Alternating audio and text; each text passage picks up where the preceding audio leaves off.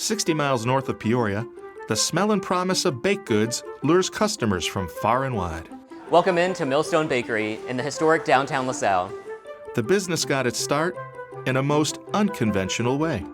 But I was never really a baker. It started with the pandemic. I got on the quest of making the perfect chocolate chip cookie. And so we made a lot of chocolate chip cookies. We were eating a lot of chocolate chip cookies. Those cookies were so good that Kent Mays and partner Aaron Mays thought others might like them as well. So, why not start a bakery? Not just cookies, but breads, coffee, and other treats as well. So these are some of our, we do sourdough every single day. So we always have the top shelf because we make the most of it. We also do specialty sourdoughs every day. And since day one, customers have been lining up. I don't think we could have ever imagined how much the community would rally around what we're doing, and how much the staff just pours their heart and soul into this. In just 2 years, the bakery has enjoyed a quick rise.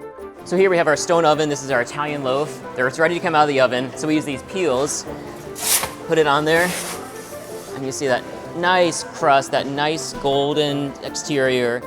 In just 2 years, the bakery has enjoyed a quick rise. It recently was named to Illinois Made, the state's roster of distinct small businesses. Not too bad for part-time work.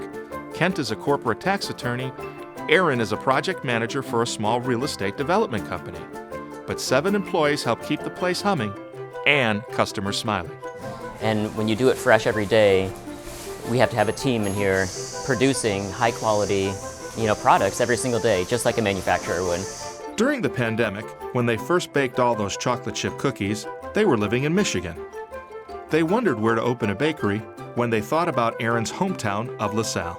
We decided that we wanted to move back here because Aaron loves downtown LaSalle particularly. And so we wanted to be closer to our family. We wanted to do something for the community. And we were looking around and thinking, what could bring people downtown? And we always loved traveling and finding really neat bakeries where they make everything from scratch. And we realized there's nothing like that within an hour radius of this area. They found a spot in an 1880s retail shop that had hosted many businesses over the decades, most recently a comic book store. But the interior needed a lot of work. So it was sort of an old wood paneled building. A lot of the colors were very dated, everything was very worn. And so they took off the carpet, they repainted the walls and the ceiling, and we kitted it out for a bakery, and it really looks like a whole new place. They chose the name Millstone as a nod to the area's rich history in growing grain and baking bread. Downtown LaSalle, I think at its peak, had about 4 bakeries. Peru had a couple of bakeries as well. There was a lot of sort of agricultural milling and turning things into bread and different baked products.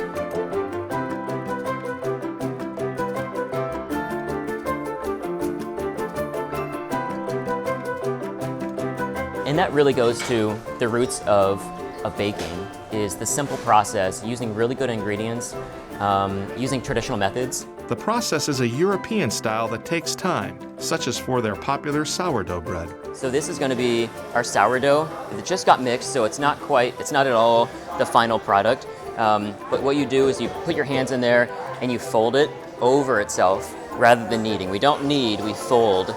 It takes about 26 hours to make.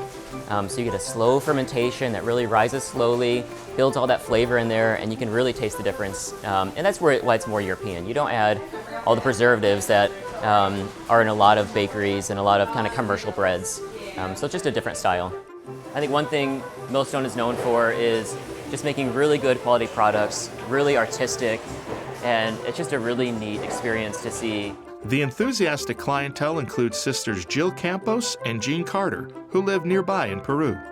They say Millstone has become a community gathering ground. Sometimes we sit here and we call them clients. The regulars come in and they join our table, and sometimes we have up to 8 people at our table. Sometimes we're here for 3 hours. So, no, it's the whole experience we enjoy here. Other customers come from many miles away.